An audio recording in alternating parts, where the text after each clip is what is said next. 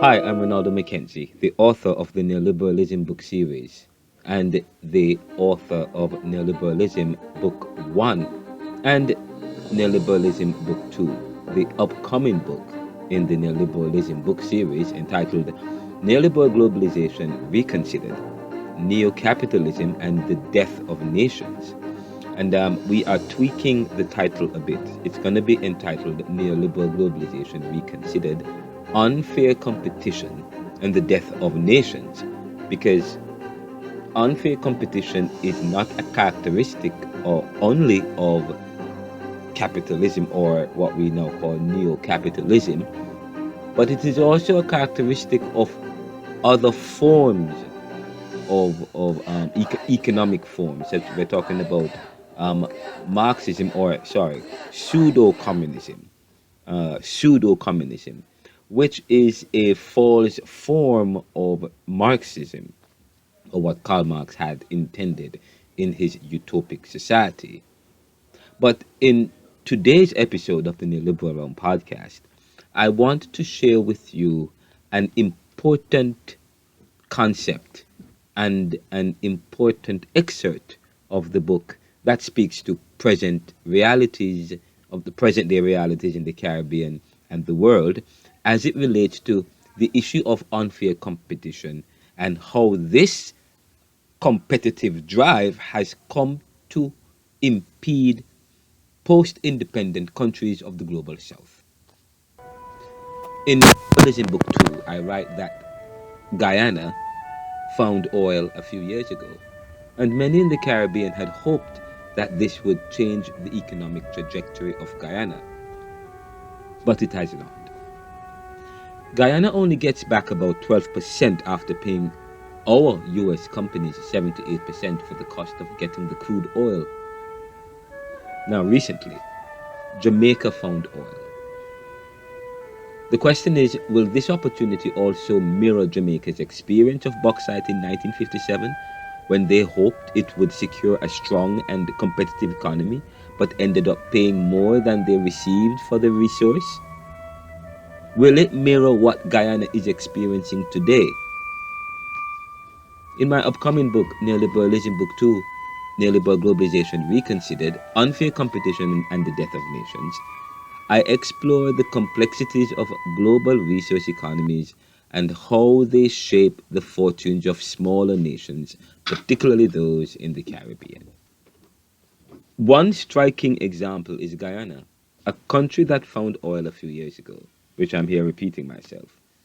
But this discovery ignited hope throughout the region that Guyana's economic trajectory would shift dramatically, propelling it toward prosperity. Many believe that oil wealth would be a game changer, driving development, reducing poverty, and creating opportunities for local citizens. However, the reality has been sobering. Despite its oil wealth, Guyana faces a situation where the benefits of the resource largely flow out of the country. Guyana retains a mere 12% of the revenue, and with 78% going to US companies to cover extraction and operational costs. This raises questions about the fairness of such agreements and whether this is another instance of economic exploitation that mirrors historical resource extractions in other Caribbean nations, and also a continuation of post-industrial countries enacting policies that continue to deepen or to create and the fortunes or the misfortunes of countries of weaker nations. We have seen the issue of debt created by structural adjustment, but now we have moved beyond structural adjustment and to now, because these countries are weaker, as we think about the idea of these countries becoming emerging economies, the fact that they are finding resources, their inability, the fact, and many of these countries lack the capital intensive and that kind of capability. They are now relying on the post-industrial country who are taking advantage of them. Now, Jamaica's experience with bauxite in 1957 is an illustrative cautionary tale. At the time, the discovery of bauxite in 1957, the primary ore used to produce aluminium, was hailed as a potential economic savior. It was thought that this newfound resource would allow Jamaica to secure a competitive position in the global economy. However, over time, Jamaica found itself in a familiar bind.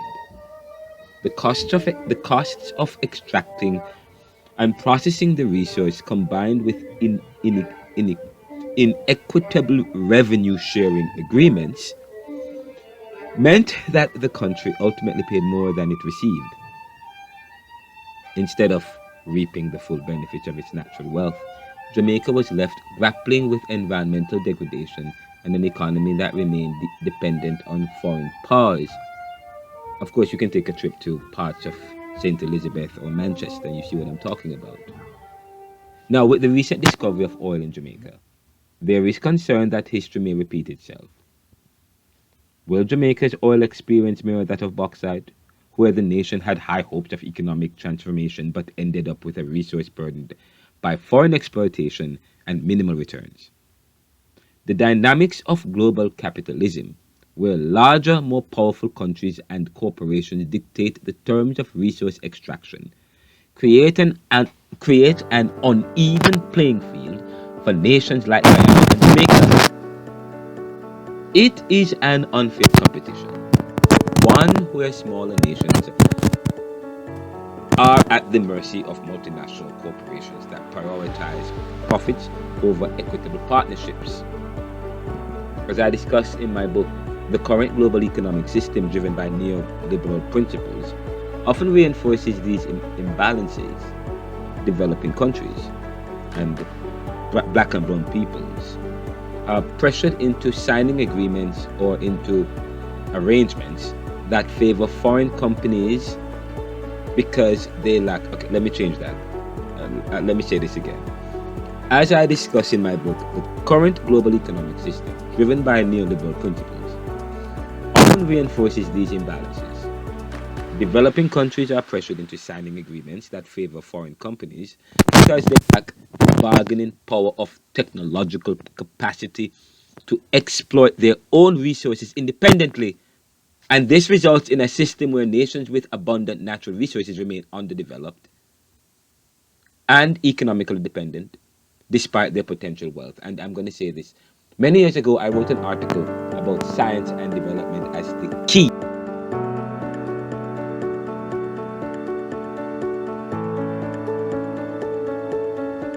competitiveness and developing some kind of advantage.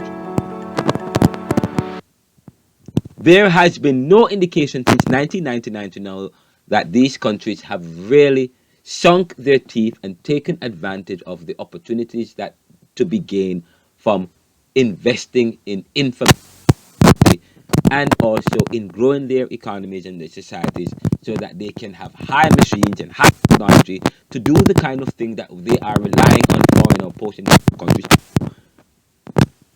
And that is part of the problem. And I said to you, the Caribbean as CARICOM, they have to be able to come together to be able to identify key players in the market and countries where they can now engage in the kind of technological investments where now they can rely on each other.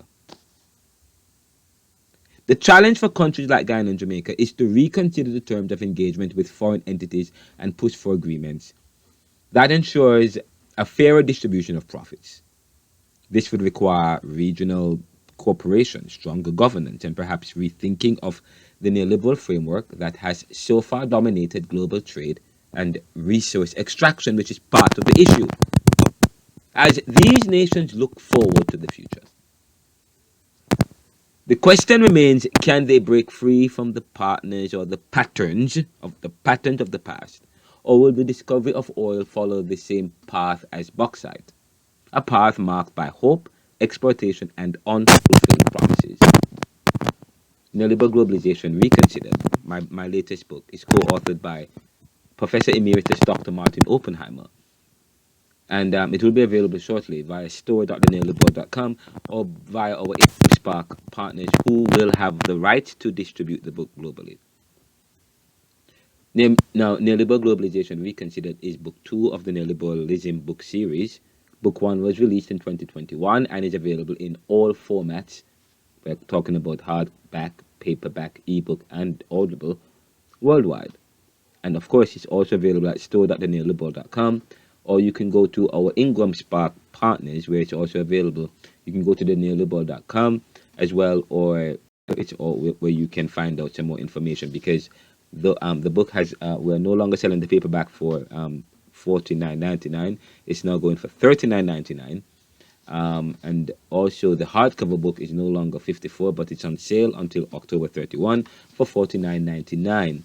You can also access other resources that we have. Our ad services is now in full gear. Our writing and paper services, our publishing services is also available here, and we also offer web services and IT services. Please call us here at the Neoliberal at 445-260-9198, or you can email us at sales@theneoliberal.com or info@theneoliberal.com. Of course, shoot me an email by going to Renaldo C. McKenzie at gmail.com. Follow us on social media on Twitter, Renaldo McKenzie or the Neoliberal Co. Facebook, Renaldo.McKenzie or the Neoliberal Corporation. We are also on LinkedIn at .com and RenaldoCMcKenzie.com. Subscribe for free to any of our feeds, Anchor.fm/the Neoliberal, or our YouTube channel, Renaldo McKenzie. Please support us by going to Anchor.fm/the Neoliberal/support.